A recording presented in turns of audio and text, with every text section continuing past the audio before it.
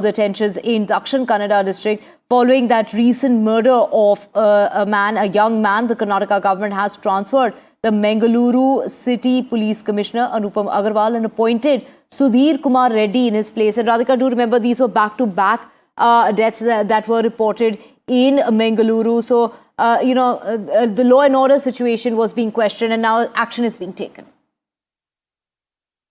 That's right. This after Chief Minister Siddaramaiah reviewed the law and order situation in the city in the wake of these incidents that you just spoke about. Divya, prohibitory orders have been imposed in Bantwal till May 30th as a precautionary measure.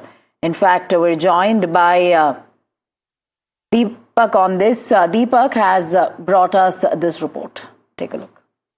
Well, tension continues to grip the coastal part of Karnataka. While on one hand, of course, the police have managed to arrest 3 key accused in the case. The FIR was registered against more, and the police, with the help of the investigation that's going on, the evidence that they've got, the questioning of these 3 accused right now who are in custody, they're trying to get hold of the others who are involved. But the drama continues to unfold in Dakshina Kannada. Yesterday, a host of Muslim Congress leaders and workers, over 100, I'm told, submitted their resignations. They are saying that the Muslim community votes massively for the Congress party, but has the party really done enough to protect their interests, to safeguard the Muslim community and so on? Now, while we've seen that aspect, of course, on the other hand, we've also seen the Mangaluru commissioner right now who has been transferred. This comes after 3 murders have been reported in Mangaluru and Dakshina Kannada in the last 1 month or within the last 1 month alone.